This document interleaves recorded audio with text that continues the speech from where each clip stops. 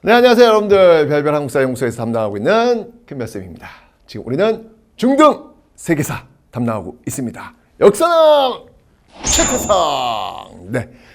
자, 여러분들 이제 우리가 지금 각국의 어떤 그 시민혁명을 봤고 그 시민혁명 다음에 나오는 산업혁명을 봤어요. 자, 이렇게 유럽이라는 나라가 막 부각을 하면서 이 미국까지 지금 동참해서 막 부각하고 있는 그런 장면들을 봤죠. 그런데 이제 그 끝이 어떻게 되냐면 바로 그들이 괴물이 돼요. 바로 제국주의입니다. 서로 식민지를 쟁탈하기 위해서 싸우는 모습들, 그런 과정에서 그 종착역은 결국 제1차 세계대전으로 가게 될 겁니다. 자, 오늘은 그 제국주의의 등장을 한번 보도록 하겠습니다.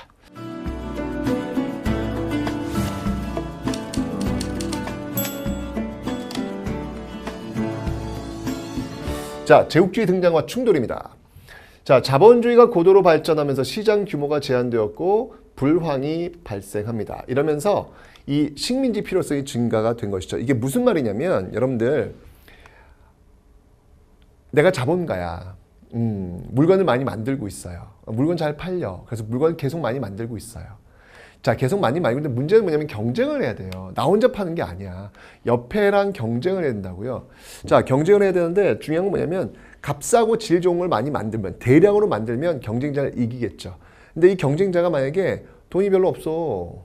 대량으로 생산하는데 좀 힘이 없어. 그러면 결국은 이 잡아먹힐 수밖에 없는 그런 거예요. 이 자유무역 구조에서 경쟁이 되었을 때는 돈을 많이 갖고 이 엄청난 양을 투자하면서 그냥 정말 버티기, 누가 이기나 내가 이기나 네가 이기나 내가 이기나 치킨 게임, 예, 그냥 마주보는 이 마주보고 달려오는 어떤 그 자동차처럼 해보는 어떤 그런 거죠. 그런 과정 속에서는 자본이 많고, 그러니까 돈이 많은, 계속 버틸 수 있는 그런 자본이 최종적으로 승리를 해요. 그러면서 결국 그 작은 자본들을 잠식해 들어가면서 그 자본은 더욱더 커지는 거대 자본이 되는 것이죠. 그 돈은 많이 벌겠죠. 근데 문제는 뭐냐면 이게 물건을 계속 만들고 팔아야 되는데 시장은 제한되어 있는 거예요. 옛날에는 10명한테 팔아가지고 생계를 유지했다면, 돈을 벌었다면, 이 돈을 많이 버니까 더 많이 팔아야 되는데 10명밖에 없으면 안 되잖아요. 더 많은 사람이 필요해요. 더 물건을 많이 사줄 시장이 필요한 거예요. 자, 이렇게 되면서 그렇다면 그 식민지를 확보하면 어떨까? 그 식민지를 탁 가져가는 순간 그곳에서 값싼 원료도 가져올 수 있고 값싼 노동력도 가져올 수 있고 물건을 또 갖다 팔 수도 있고, 이거야말로 최고잖아요. 그죠? 이러면서 식민지, 바로 원료 공급지, 상품 판매 시장, 자본 투자처의 마련, 국내 사회 문제 해결, 이런 것들이 지금 식민지 쪽으로 쭉 가는 것이죠. 그러니까 약한 사람들을 괴롭혀가지고 그들한테 돈 뺏겠다는 이야기예요. 그들한테 강제로 물건 팔겠다는 이야기예요. 이렇게 하면서 부를 더욱더 창출시키겠다. 정말 이거는 탐욕스러운 거죠. 그죠? 이 당시 어떤 그 자본주의가 왜 탐욕스러울까? 그 탐욕스러운 모습이 바로 이렇게 제국주의로 나타날 수밖에 없다. 자본주의라고 하는 거, 자라고 하는 건 뭐냐면요, 자본할 때 자기가 돈이에요. 돈이 본이 되는, 돈이 다야, 돈이 최고야, 돈이 모든 걸 다 해결해 라고 하는, 이 돈을 벌기 위해서는 무슨 일이라도 할 수 있다라는 어떤 그런 모습들, 이게 어떤 초기 어떤 자본주의 어떤 그런 모순점들을 그대로 내포하고 있다라는 것이죠. 이러면서 이제 산업혁명에 성공했던 그 나라들이 눈에 불을 켜고 식민지 확보에 열을 올리게 되는 겁니다. 자, 서양 열강의 적극적인 해외 팽창 정책으로 제국주의가 등장을 하게 되는 것이죠. 자, 그러면서 이런 것들의 어떤 그 기반이 되었던 게 뭐냐면 사회 진화론, 인종주의, 제국주의 국가의 식민지를 정당한 건데, 이게 무슨 말이냐면, 여러분 진화론 배우셨죠? 예, 진화론 우리 배웠습니다. 우열한, 아주 그러니까 뛰어난 민족이 살아남는다는 거예요. 뛰어나지 못하면 도태된다는 거예요. 이게 진화론의 원칙이라는 거예요. 그 진화론을 동물과 식물 세계에 적용될 수 있는 진화론을 우리 인간 세계에 적용을 한 것이 바로 사회 진화론이다. 당시 어떤 그 제국주의 세력들은요, 정말 유럽 사람들은요, 너무나도 그 자기 인종에 대한 자부심이 넘쳤죠. 머리 검은 사람들, 이런 사람들 너무 무시했단 말이에요. 사실은 그런 어떤 정신, 그런 모습들이 지금까지도 언뜻 보이고 있어요. 그런 어떤 그 유럽인들, 서양인들 서양 우월주의잖아요. 이런 것들이 아직도 살짝 엿보이고 자꾸 누르려고는 하고 있는데 살짝 엿보이는 그런 모습들이 없지 않아 있습니다. 어쨌건 간에 이런 것들이 이제 바탕이 되었다는 얘기죠. 그래서 그들이 식민지를 경영하는 것은 너무 당연한 거고 너무 자랑스러운 일이야. 이거는 바로 특히 이제 여기 이제 기독교가 또 연결되는 것이죠. 이건 바로 하나님의 사업이야. 무지몽매한 무지몽매한 그 민족들을 깨우쳐 주는 거. 이건 우리가 해야 될 일이야. 라는 자기도취에 빠져버리는 그런 모습들마저도 보이고 있더라. 자, 민족 감정과 애국심을 강조해 대외 팽창 정책 결합시키는 이런 모습들이 지금 사회 진화론, 민족주의 이런 데서 나오고 있다는 것이죠. 자, 어떤 나라들이 지금 과연 이 경쟁들을 하는지 볼게요. 네덜란드, 영국, 프랑스가 맨 처음에 주도했죠. 사실 이런 나라들이 지금 영국, 프랑스 같은 경우에는 그 시민혁명 이렇게 일찍했던 나라들이잖아요. 근데 그 뒤에 독일, 이탈리아, 미국 등이 또 참여하면서 국가 간 충돌로 발생이 됩니다. 자, 영국부터 볼게요. 자, 영국 다 아시겠지만 제일 빨라요. 시민혁명도 제일 빨리 했고 산업혁명도 제일 빨리 했고 최초의 이 산업혁명으로 경제력이 확보되었고 자본주의의 급속한 발전을 보입니다. 이러면서 쭉쭉쭉쭉 팽창하는 거예요. 이러면서 대외팽창 정책 추진하는데요. 자, 3C 정책입니다. 이 3C 정책 여기가 어디냐면 자, 에집트의 카이로. 에집트의 카이로. C자죠? 그 다음에 쭉 내려와요. 아프리카에서 쭉 내려오면 저 밑에. 남아프리카 공화국 있잖아요. 거기에 남아프리카 공화국의 케이프타운. 그리고 쭉 옆으로 가요. 그래서 인도의 캘커타. 여기 CCC 연결하는 3C 정책을 추진하면서 이 아프리카와 아시아 쪽으로 쭉쭉쭉쭉쭉 확장시키고 있는 그런 모습들. 인도는 영국의 식민지잖아요. 거기는 캘커타. 그리고 이 아프리카의 종단 정책 쭉 이집트 이 카이로에서 이 남아프리카 공화국까지 쭉 종단 쭉 밑으로 내려오는 거예요. 이런 식으로 해서 식민지를 아주 훑고 있는 그런 모습들. 신사의 나라 영국 글쎄요. 신사의 나라 영국. 우리가 그런 이미지로만 영국을 받아들이기는 조금 문제가 많죠. 왜냐하면 제국주의의 어떤 이빨을 가장 먼저 드러냈던 나라가 영국이기 때문에 그렇습니다. 그 영국의 어떤 그 제국주의의 어떤 그 모습 속에서 처참하게 무너졌던 아프리카 그리고 인도 이런 모습들이 많이 있거든요. 어떤 제국주의의 어떤 그 이중적인 어떤 모습들을 지금 여러분들이 한번 확인하고 계신 거예요. 어쨌건 여러분들 기억해 놓고 계세요. 영국에는 3C 정책 그 확산 중에서 3C가 어디다? 에집트의 카이로, 남아프리카 공화국의 케이프타운, 그리고 인도의 캘커타. 이 세 가지 카이로, 케이프타운, 캘커타. 꼭 기억해 두셔야 돼요. 왜냐면 나중에 이게 여러분들 이 독일의 3B 정책하고 부딪힐 거예요. 부딪힐 거기 때문에 여러분들 반드시 기억을 좀 해 놓으셔야 되겠습니다. 아시죠? 좋습니다. 영국 이런 식으로 해서 확장하고 있었고 그 다음에 프랑스. 자, 당연히 영국과 프랑스는요 경쟁국이에요. 자, 아프리카를 분할하고 동남아시아 지역으로 진출합니다. 아까 여러분들 이 아프리카가 이렇게 있으면 이 영국 같은 경우에는 지금 이 종단 정책이에요. 쭉쭉 밀고 내려온 종단 정책. 이 영국이에요. 영국이라면 프랑스 같은 경우에는요 이렇게 횡단 정책이에요. 이렇게 횡단, 이게 프랑스예요. 횡단 정책을 추진합니다. 나중에 이제 이렇게 하다가 여기서 만날 거예요. 여기가 이제 바로 파쇼다. 부딪히게 될 겁니다. 어쨌건 프랑스는 횡단 정책, 영국은 종단 정책을 펼치고 있는 모습들. 이렇게 아프리카를 놓고요. 영국과 프랑스가 막 진짜 줄 쭉쭉 그어가면서 이거 우리 거, 이거 네 거 이런 식으로 가고 있는 그런 모습들이 보이고 있는 것이죠. 아이고 참 이거 어떡합니까? 이 아프리카 이 노예무역 때문에 많은 사람들이 그 이전부터 지금 끌려가고 있는 어떤 그런 상황이었는데 이제는 영토마저도 이렇게 서구 제국주의 세력들에 의해서 분할되고 있는 모습들을 지금 여러분들은 보고 계신 거예요. 자, 뒤늦은 산업혁명 이후 식민지 경쟁에 투입하죠. 독일입니다. 바로 3B 정책. 자, 3B는 어딜까요? 자, 3B는 어디냐면 바로 독일의 베를린. 그 다음이 쭉 가서 비잔티움. 이스탄불이 되겠죠? 비잔티움. 그리고 쭉 가서 바로 바그다드. 이렇게. 그래서 B 베를린, 비잔티움, 바그다드를 잇는 바로 3B 정책들이 지금 추진되고 있더라. 발칸 지역과 서아시아, 아프리카까지 지금 쭉쭉쭉쭉 진출하고 있는 그런 모습들. 독일이 지금 뒤늦게 지금 뛰어들고 있죠. 여러분 잘 알잖아요. 그 비스마르크의 어떤 철학 정책 이런 것들로 인해 가지고 독일이 지금 하나가 되는 어떤 과정 속에서 이제 팽창하고 있는 그런 모습들이 나타나고 있더라. 기억하시면 되겠습니다. 됐죠?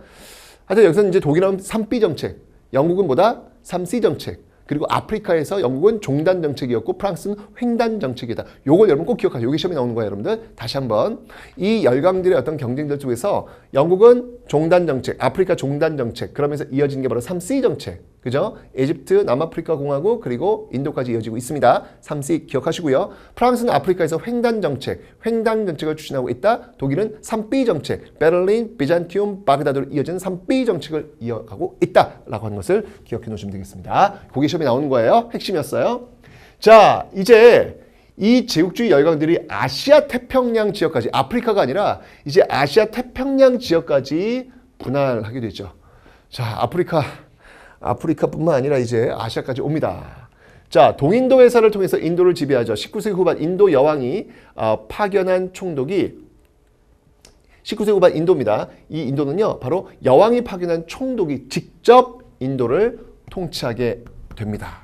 네, 식민지가 됐다는 얘기예요. 그러니까 그죠? 그리고 말레이 연방을 조직을 해가지고 오스트레일리아 그리고 뉴질랜드 자치령으로 삼고 있더라. 자, 그리고 여러분들 아편 전쟁을 일으켜 청을 강제로 개방시켰습니다. 자, 그러니까 영국은 지금 아시아 쪽으로 어떻게 된 거예요? 인도 일단 장악하고, 그 다음에 여기 말레이 연방 장악하고, 그 다음에 청나라 거의 반식민지 상태로 만들고 있는 모습들. 이런 식으로 쭉 영국은 지금 동쪽으로 확산시키고 있더라.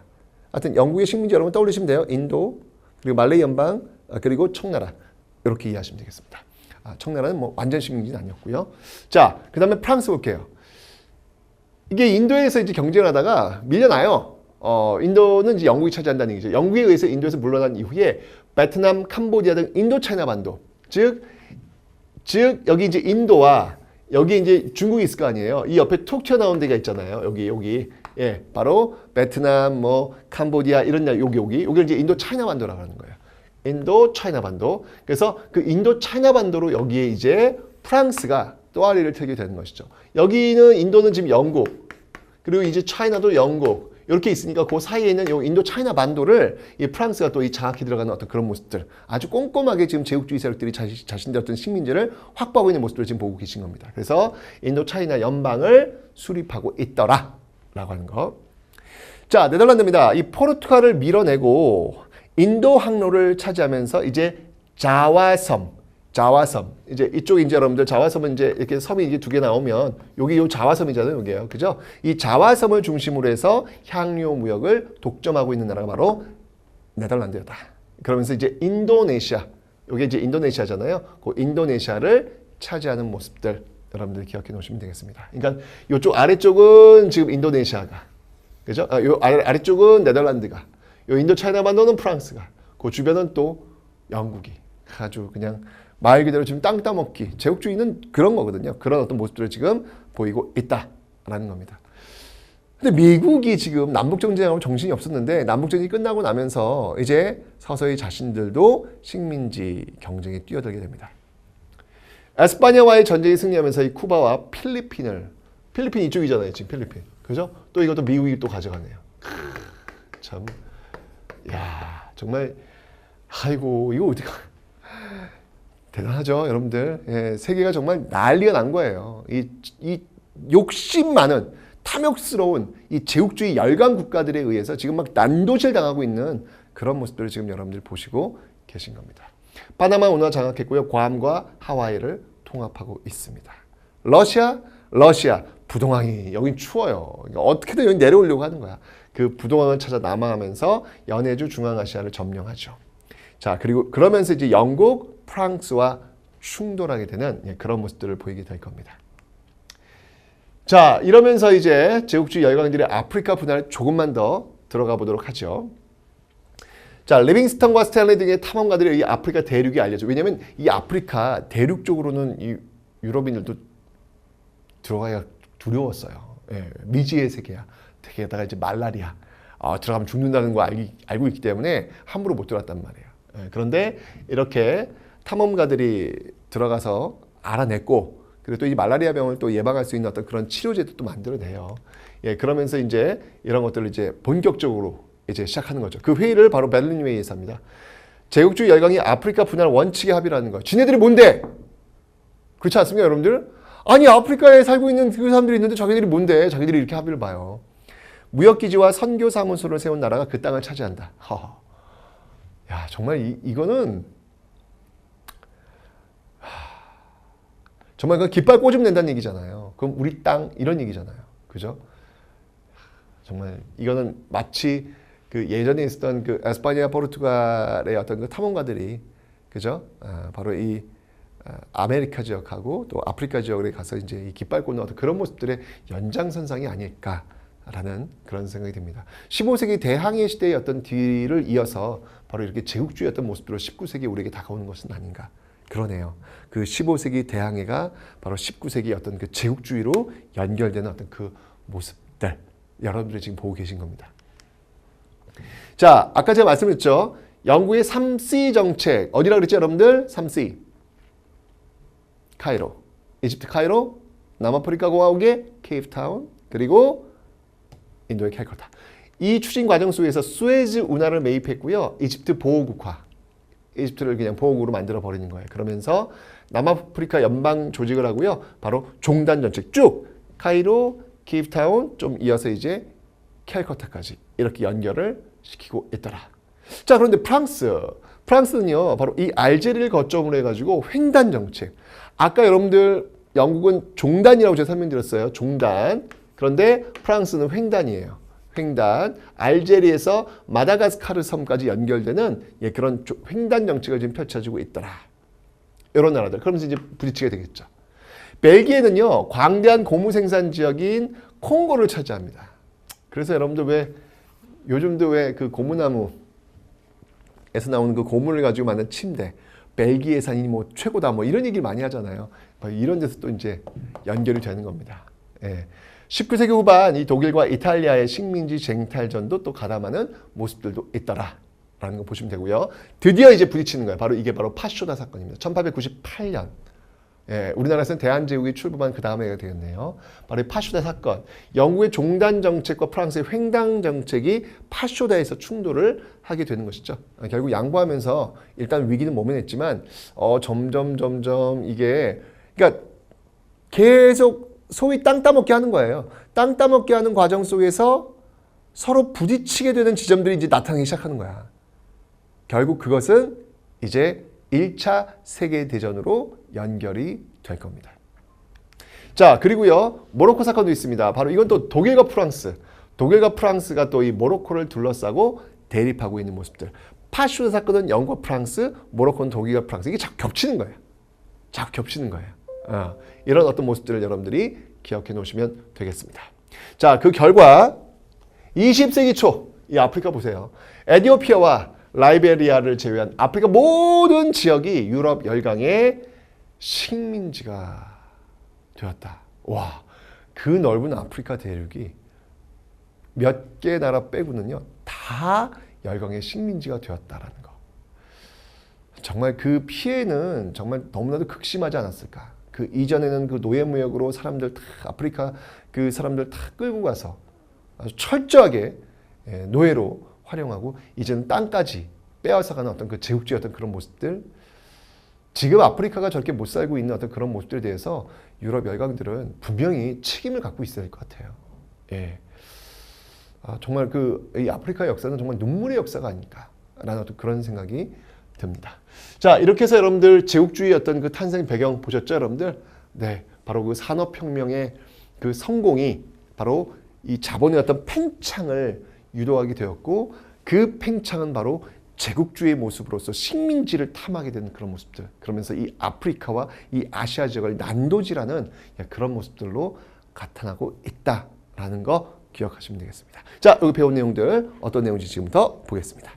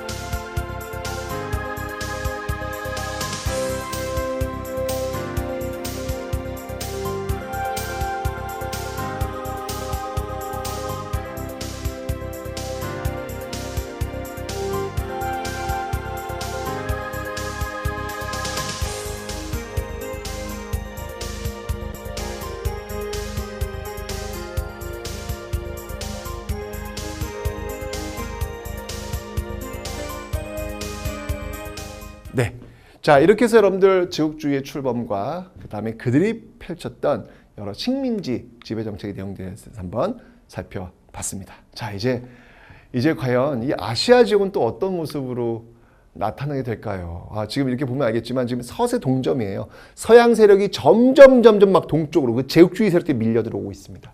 과연 이 아시아 어떤 모습으로 만나게 될지 다음 강의에서 보도록 하겠습니다.